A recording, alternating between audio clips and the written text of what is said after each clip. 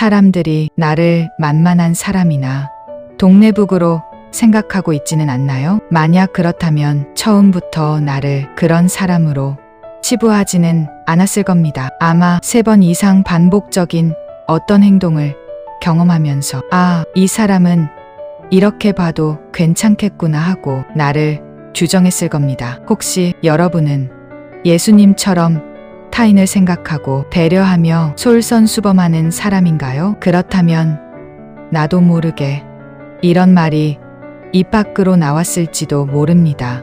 제가 해드릴게요. 제가 좀 더 하면 되죠.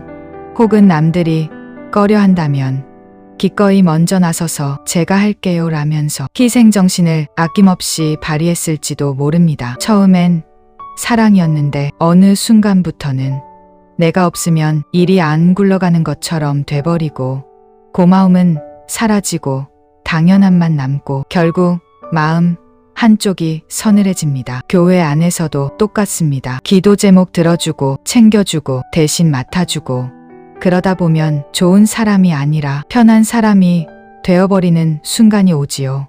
그런데요, 예수님은 누구보다 베푸셨지만 사람들의 요구에 끌려다니지 않으셨습니다. 오늘은 예수님 방식으로 사랑하면서도 선을 지키는 법을 같이 정리해 보겠습니다.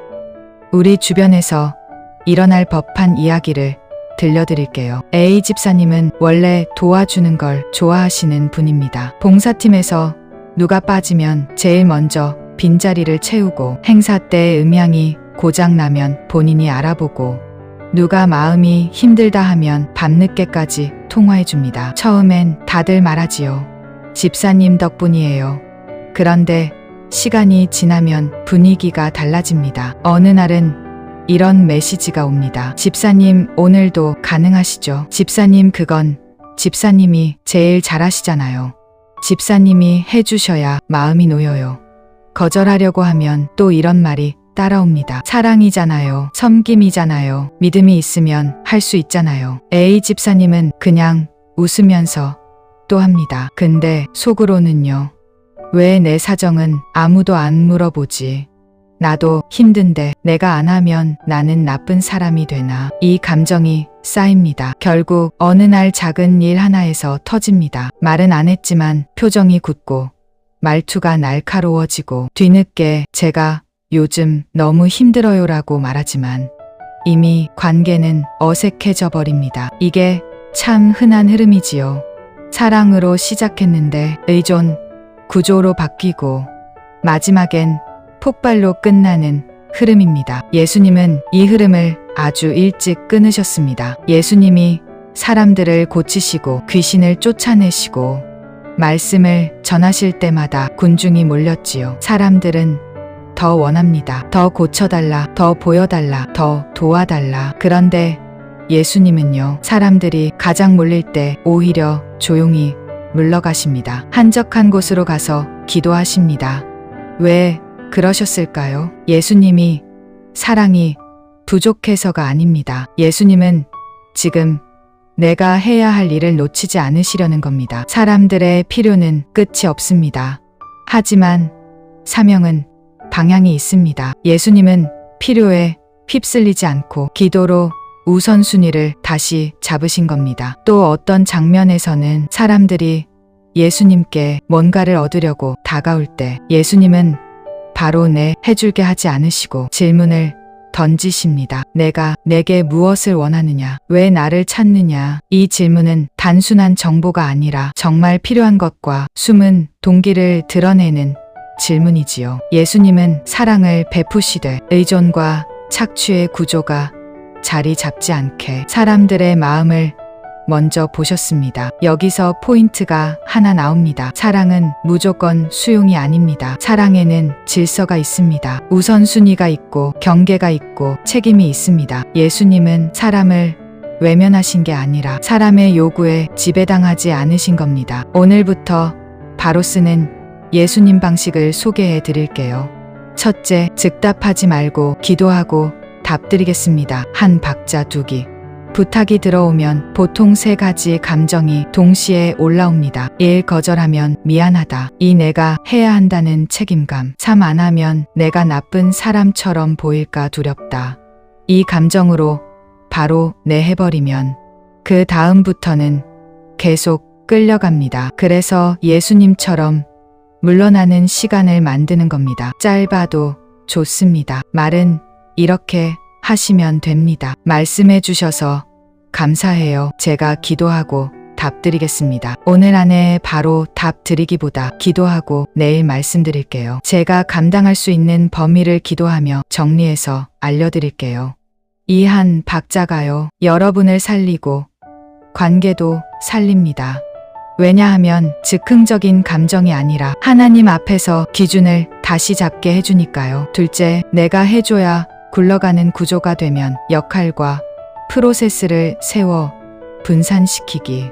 두 번째는 더 중요합니다. 교회에서 호구가 되는 이유는 대부분 사람 문제만이 아니라 구조 문제이기도 합니다. 한 사람이 계속 해결하면 공동체는 점점 그 사람이 하는 게 당연해집니다. 그래서 예수님 방식으로 구조를 바꾸는 겁니다. 예를 들면 이렇게요. 제가 이번 주까지만 맡고 다음 주부터는 로테이션으로 가면 좋겠어요. 이 일은 팀이 필요해요. 두 분만 더 세워서 같이 나눠요.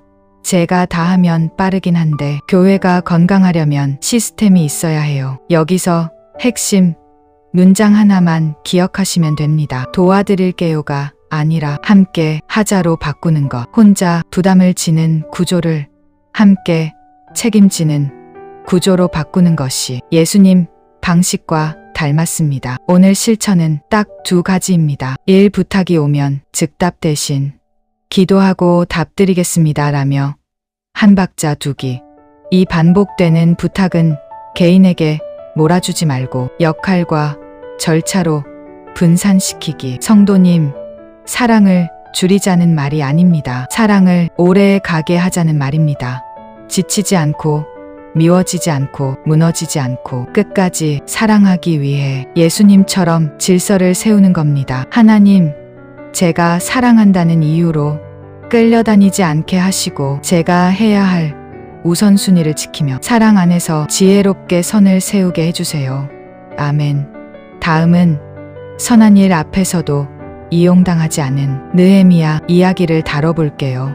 이상하지요. 교회에서 제일 착한 사람이 제일 많이 손해보는 순간이 있습니다. 처음엔 은혜로 합니다였는데 어느 날부터는 당연히 해주실 거죠가 되어버리고 나중엔 안 하면 섭섭하다는 말까지 붙습니다. 더 무서운 건요. 그 부탁이 선한 명분을 입고 들어온다는 겁니다. 교회를 위해서요. 사역을 위해서요. 사랑이잖아요. 오늘은 이럴 때 느헤미야처럼 선한 일을 하면서도 이용당하지 않는 법을 같이 보겠습니다. 이상하지요. 교회에서 제일 착한 사람이 제일 많이 손해보는 순간이 있습니다. 처음엔 은혜로 합니다였는데 어느 날부터는 당연히 해주실 거죠가 되어버리고 나중엔 안 하면 섭섭하다는 말까지 붙습니다. 더 무서운 건요. 그 부탁이 선한 명분을 입고 들어온다는 겁니다. 교회를 위해서요. 사역을 위해서요. 사랑이잖아요. 오늘은 이럴 때 느헤미야처럼 선한 일을 하면서도 이용당하지 않는 법을 같이 보겠습니다. 비권사님 이야기를 하나 드려볼게요. 권사님은 새 가족을 챙기고 어려운 성도 돕는 일을 오래 하셨습니다. 누구 사정이 급하면 봉투도 챙겨주고 병원 갈 사람 있으면 차도 내주고 가끔은 자기 반찬도 나눠주십니다. 그런데 어느 순간 도움 요청이 바뀝니다. 권사님, 이번 달도 좀 부탁드려요. 권사님이 제일 마음이 넓으시잖아요. 권사님이 해주셔야 이 사역이 살아나요.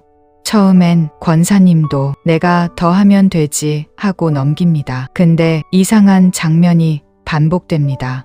정말 어려운 분이 아니라 늘 같은 몇 사람이 계속 받기만 하고 정작 책임져야 할 사람들은 뒤로 빠져 있고 상황을 관리해야 할 팀은 권사님이 하시니까 됐지 하며 손을 놓습니다. 권사님 마음에 이런 생각이 올라오지요.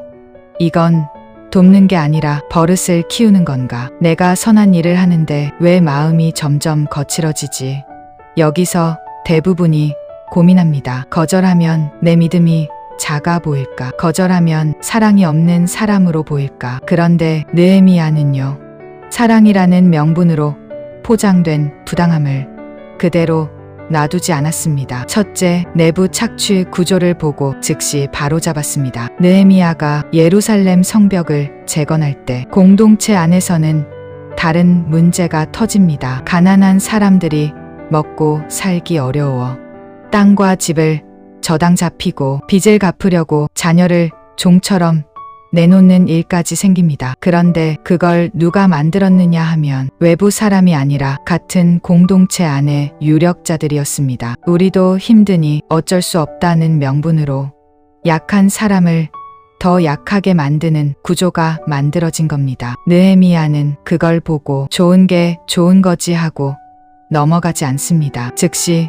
문제를 드러내고 책임을 묻고 구조를 바꿉니다. 여기서 느헤미야의 핵심은 이겁니다. 공동체를 살린다는 명분으로 공동체를 병들게 하는 구조를 끊는다. 둘째, 외부 압박과 내부 흔들기를 원칙으로 차단한 것입니다. 또 느헤미야는 외부의 정치적 압박도 받습니다. 나와서 이야기하자, 협상하자. 겉으로는 그럴듯하지만 실제론 공사를 멈추게 하려는 유혹과 함정이지요. 그때 느헤미야는 이렇게 정리합니다. 내가 지금 큰 일을 하는 중이라 내려갈 수 없다. 이게 무례함이 아니라 사명에 대한 원칙 선언입니다. 상대가 선한 얼굴을 하고 와도 결과가 공동체를 무너뜨리면 느헤미야는 그 자리에 서지 않습니다. 오늘의 포인트는 이겁니다. 공동체를 사랑한다는 명분으로 들어오는 요구라도 불의와 부당함은 끊어낼 용기가 필요합니다. 그리고 기준은 가능 불가능이 아니라 옳고 그른가 건강한가 의존을 키우는가입니다. 느헤미야는 착한 사람이 되려고 싸운 게 아니라 공동체가 건강해지려고 싸웠습니다. 이제 교회 안에서 바로 적용할 대처법 2가지 드리겠습니다. 첫째, 프레임을 바꾸는 말로 구조, 문제를 드러내기. 부탁이 커질 때 사람들은 자꾸 도덕의 문제로 몰고 갑니다. 왜 못해요? 사랑이 없네요. 믿음이 부족하네요. 그때 느헤미야처럼 프레임을 바꿔야 합니다. 성도님이 주신 문장이 딱 핵심이지요. 이건 사랑의 문제가 아니라 구조의 문제입니다. 누군가를 돕는 마음은 같은데 지금 방식은 의존을 키우고 있어요. 이 사역이 지속되려면 한 사람에게 몰리면 안 됩니다. 이 말이 중요한 이유는요. 거절을 비정으로 보게 만드는 프레임을 깨고 문제를 공동체의 건강으로 돌려놓기 때문입니다. 둘째, 가능 혹은 불가능 대신 옳은가 그른가 기준표를 세우기. 느헤미야는 감정으로 결정하지 않습니다. 기준으로 결정합니다. 교회에서도 기준표를 하나만 세우시면 삶이 편해집니다. 부탁이 오면 이 세 질문을 통과시키는 겁니다. 1. 이 요청이 정말 필요인가? 아니면 편의인가? 2. 이 방식이 공동체를 건강하게 하는가? 아니면 특정 사람을 의존하게 만드는가? 3. 이 요청이 약한 사람을 살리는가? 아니면 누군가의 책임 회피를 돕는가? 통과하면 돕고 통과하지 않으면 방식부터 바꾸는 겁니다. 거절 멘트도 이렇게 정리해 두시면 좋습니다. 돕는 건 좋지만 지금 방식은 옳지 않습니다. 그래서 구조를 바꿔야 합니다. 이번엔 개인에게 맡기기보다 팀으로 분산해서 돕겠습니다. 제가 대신 다 해드리면 당장은 편하지만 장기적으로는 서로에게 해가 됩니다. 느헤미야의 단호함은 차가움이 아니라 공동체를 살리려는 따뜻한 원칙입니다. 오늘 실천은 딱 2가지입니다. 1. 선한 명분으로 부탁이 커질 때 사랑이 아니라 구조 문제입니다. 프레임 전환하기를 기억해 주세요. 2. 가능 혹은 불가능 대신 옳은가 그른가 건강한가 의존을 키우는가로 기준 세우기. 성도님, 선한 일을 오래 하려면 선한 일을 망가뜨리는 구조를 끊어야 합니다. 느헤미야처럼요. 하나님, 제가 사랑을 핑계로 불의를 묵인하지 않게 하시고 공동체를 살리는 원칙으로 지혜롭게 서게 해주세요. 아멘. 선한 명분이 불의를 숨길 때 원칙은 사랑을 지킵니다. 세 번째로 배워볼 사람은 바울입니다. 내가 계속해주면 공동체가 약해집니다. 바울은 원칙을 세웠습니다. 성도님, 이런 경험 있으시지요? 처음엔 제가 도울게요였는데 어느새 제가 해야만이 되어버리는 순간이요. 그리고 더 무서운 건요. 내가 도와주는 게 누군가의 성장으로 이어지지 않고 그 사람의 의존으로 굳어질 때입니다. 도와줬는데 더 강해지는 게 아니라 도와줬는데 더 기대고 도와줬는데 더 요구하고 도와줬는데 더 무책임해지는 이상한 역전이 벌어질 때가 있습니다. 바울은 헌신의 사람인데요.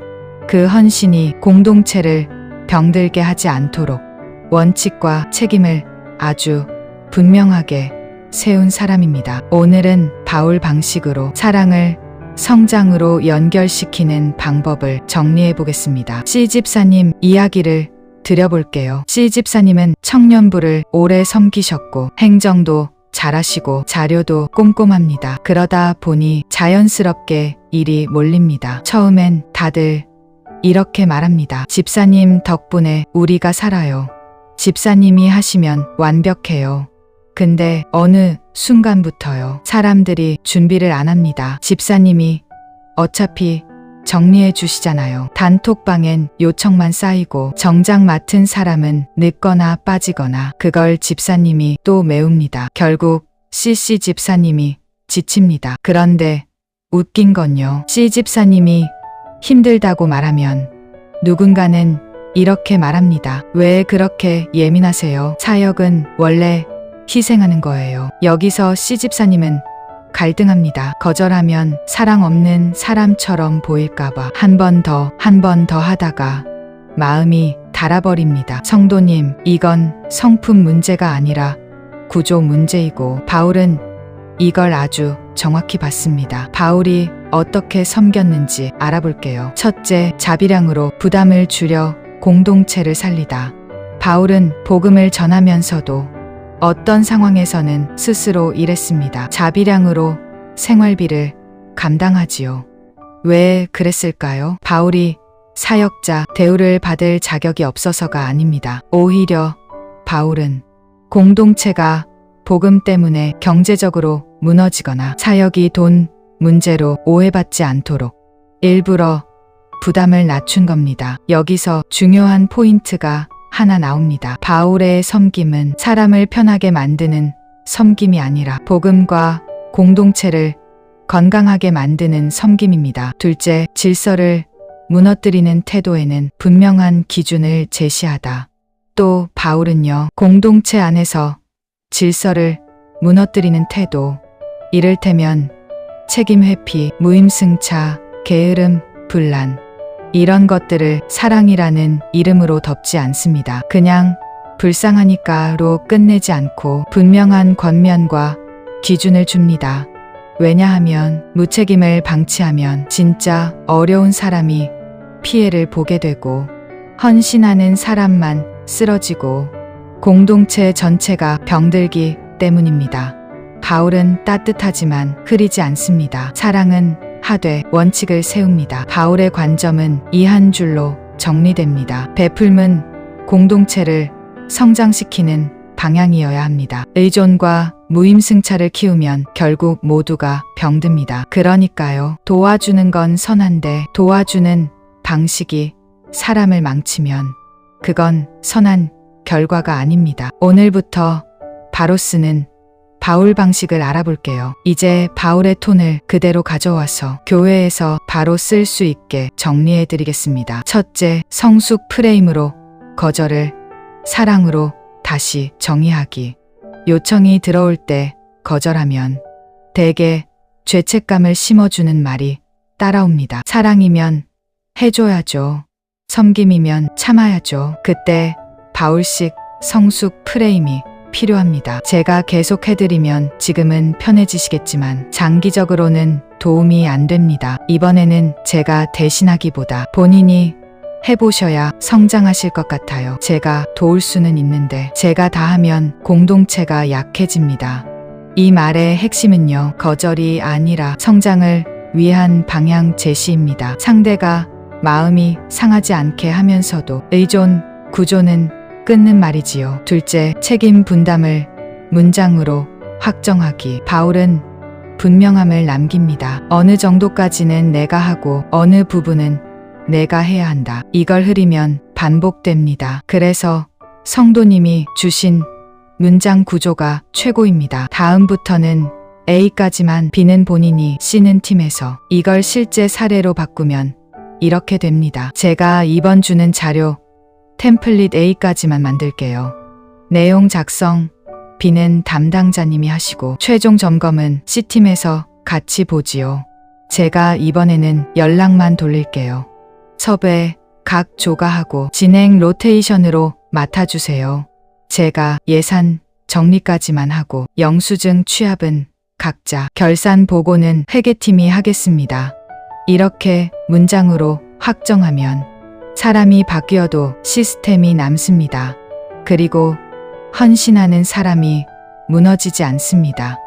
오늘 실천은 두 가지입니다. 한장기적으로 도움이 안 됩니다라는 성숙 프레임으로 의존 구조 끊기. 이 다음부터는 A, B, C로 책임을 문장으로 확정해 분담하기. 성도님, 바울은 차갑지 않았습니다. 오히려 진짜 사랑이었습니다. 사람을 편하게 만드는 사랑이 아니라 사람을 잘하게 하는 사랑이었으니까요. 하나님, 제 섬김이 누군가의 의존을 키우지 않게 하시고 공동체가 건강하게 자라도록 따뜻하게 그러나 분명하게 서게 해주세요. 아멘. 사랑은 편하게 하는 것이 아니라 잘하게 하는 것입니다. 네 번째, 지혜를 전달해 줄 사람은 아비가일입니다. 거절하면 관계가 깨질까 두려울 때 아비가일의 말이 길을 엽니다. 성도님, 거절이 어려운 이유가 딱 하나 있습니다. 일이 힘든 게 아니라 관계가 무너질까 봐 두렵기 때문이지요. 거절하면 서운해할까봐, 삐칠까봐, 뒤에서 말이 나올까봐. 그래서 결국 제가 할게요라고 말해버립니다. 근데 마음은 압니다. 이대로 가면 내가 손해보고 내 마음이 망가지고 언젠가 관계도 더 크게 깨질 거라는 걸요. 오늘은 그 딜레마를 아비가일처럼 풀어보겠습니다. 관계는 살리면서도 상황은 정리하는 말의 지혜요. 교회에서 자주 벌어지는 상황 한번 살펴볼까요? D. 성도님, 이야기를 하나 드릴게요. D. 성도님은 사람 마음을 잘 챙기고 말도 곱고 분위기를 깨는 걸 싫어합니다. 그래서인지 부탁이 들어오면 대부분 받아줍니다. 특히 한 분이 계속 부탁을 합니다. 잠깐만요. 이것만 좀요. 오늘만요. 급해요. 처음엔 정말 급한 줄 알고 도와줍니다. 근데 시간이 지나도 패턴이 바뀌지 않습니다. 급한 일이 늘 생기고 그 급한 일을 해결하는 사람은 늘 도님입니다. 디성도님이 힘들어서 한번 거절하려고 하면 그분은 또 이렇게 말합니다. 제가 믿을 사람이 성도님뿐이라서요. 성도님은 사랑이 많으시잖아요. 거절하면 마음이 찢어지는 것 같고 받아주면 내 삶이 찢어지는 것 같습니다. 결국 디성도님은 속으로만 쌓다가 어느 날 표정이 굳고 말이 짧아지고 한 번의 날 선 말로 관계가 서먹해집니다. 성도님, 이게 참 흔한 흐름이지요. 거절을 못해서 관계를 지키려 했는데 결국 더 큰 폭발로 관계가 깨지는 흐름입니다. 아비가일은 이 폭발을 말로 막아낸 사람입니다. 아비가일은 남편 나발의 어리석은 행동 때문에 감정 폭발 직전에 위기를 맞습니다. 다윗이 도움을 줬는데 나발이 모욕적으로 돌려보냈지요. 다윗은 분노하고 상황은 폭력으로 번질 것 같은 일촉즉발이 됩니다. 이때 아비가일이 어떻게 움직이느냐가 핵심입니다. 아비가일은 상대를 자극하지 않습니다. 상대의 체면을 무너뜨리지 않습니다. 먼저 필요한 걸 준비합니다. 상황을 진정시킬 실제 행동으로 신뢰를 확보합니다. 그리고 말합니다. 말의 방향이 참 지혜롭습니다. 당신이 잘못했습니다로 상대를 건드리기보다 이 일이 더 큰 피를 부르지 않게 하자로 상대가 스스로 품위를 지키며 멈출 수 있게 길을 열어줍니다. 정리하면 이겁니다. 아비가일은 감정을 건드리지 않고 이 체면을 살려주고 상황은 내 원하는 방향으로 바꾸는 지혜의 언어를 쓴 사람입니다. 아비가일의 포인트는 이 한 줄입니다. 상대의 체면을 살리면서도 상황은 정리하는 말, 관계를 깨지 않게 하면서도 손해를 계속 떠안지 않게 하는 말이지요. 거절이 상대를 밀어내는 말이 아니라 질서를 세우는 말이 될 수 있습니다. 오늘부터 바로 쓰는 아비가일 방식을 소개합니다. 이제 교회에서 바로 쓸 수 있게 아비가일 방식은 3단계로 정리해드리겠습니다. 1단계 체면을 살리는 첫 문장인 공감으로 문을 열기. 상대는 거절 자체보다 무시당했다고 느낄 때 화가 납니다. 그래서 문을 이렇게 여는 겁니다. 그 마음이 얼마나 급하신지 이해가 됩니다. 저를 믿고 말씀해 주셔서 감사해요. 도움이 필요하신 상황이신 건 알겠어요. 이 문장은 예스가 아닙니다. 하지만 관계를 닫지 않는 문장입니다. 2단계 감당 범위를 말로 확정하는 한계를 부드럽게 선언하기. 여기서 성도님이 주신 문장이 딱 핵심입니다. 도와드리고 싶은 마음은 큰데 지금은 제가 감당할 범위를 넘습니다. 제가 지금은 일정과 에너지가 꽉 차 있어서 여기까지만 가능합니다. 제가 무리해서 하면 오히려 제대로 돕지 못할 것 같아요. 포인트는 상대를 평가하지 않고 나의 범위를 말하는 겁니다. 상대는 공격받는 느낌이 줄어듭니다. 3단계 거절로 끝내지 않고 길을 열어주며 대안을 연결하기. 아비가일이 행동을 준비했던 것처럼 대안을 연결하면 관계가 살아납니다. 이번에는 여기까지만 돕고 다음 단계는 다른 팀 혹은 담당자님께 연결하겠습니다. 제가 직접 하긴 어렵고 절차대로 신청하실 수 있게 안내해 드릴게요. 오늘은 제가 10분만 같이 정리해드리고 이후 진행은 담당자님이 이어가시면 좋겠습니다. 여기서 중요한 건 대안은 친절이지만 책임은 상대에게 돌아가게 하는 것입니다. 오늘 실천은 2가지입니다. 1. 공감으로 문을 열고 내 범위를 부드럽게 선언하기. 2. 여기까지만 돕고 다음은 연결하겠습니다로 대안을 붙이기. 성도님, 관계를 지키는 방법은 무조건 들어주는 게 아니라 상대가 상처받지 않게 선을 세우는 말을 배우는 겁니다. 아비가일은 싸우지 않고도 위기를 멈추게 했습니다. 우리도 그 지혜를 배울 수 있습니다. 하나님, 제가 두려움 때문에 무조건 네 하지 않게 하시고 따뜻하지만 분명한 말로 관계도 살리고 질서도 세우게 해주세요. 아멘. 거절은 관계를 끊는 말이 아니라 질서를 세우는 말이 될 수 있습니다. 5번째, 성경 속 인물은 다윗입니다. 성도님, 이런 고민 있으시지요? 용서해야 하는 건 알겠는데 또 당할까 봐 무섭다. 사랑으로 품고 싶은데 다시 이용당할까 봐 두렵다. 교회 안에서도요. 한 번 상처 준 사람이 다시 다가올 때 마음이 갈라집니다. 그래도 믿고 싶고 그래도 품고 싶은데 그 믿음이 또 나를 무너뜨릴까 봐요. 오늘은 이 딜레마를 풀어주는 사람이 있습니다. 바로 요셉입니다. 요셉은 가족에게 이용당하고 버려졌지만 권력을 쥔 뒤에도 감정대로 휘두르지 않았습니다. 그리고 더 놀라운 건요. 관계 회복을 하되 구조를 재설계했다는 겁니다. 요셉 방식으로 상처받지 않는 용서를 같이 배워보겠습니다. 교회에서 이런 일 자주 일어나죠. 이성도님, 이야기 하나 드릴게요. 이성도님은 사람을 잘 믿고 마음이 따뜻한 분입니다. 그래서 누가 힘들다 하면 먼저 손 내밉니다. 특히 한 분이 자주 찾아옵니다. 형편이 너무 어려워요. 이번 달만 도와주세요. 이번 한 번만요. 이 성도님은 돕습니다. 처음엔 정말 고마워하며 눈물까지 보입니다. 그런데 시간이 지나도 상황이 달라지지 않습니다. 늘 같은 패턴이고 늘 같은 말이고 늘 같은 부탁입니다. 어느 날 이 성도님이 조심스레 묻습니다. 혹시 계획을 같이 세워볼까요? 그랬더니 상대가 분위기를 확 바꿉니다. 믿음이 없으시네요.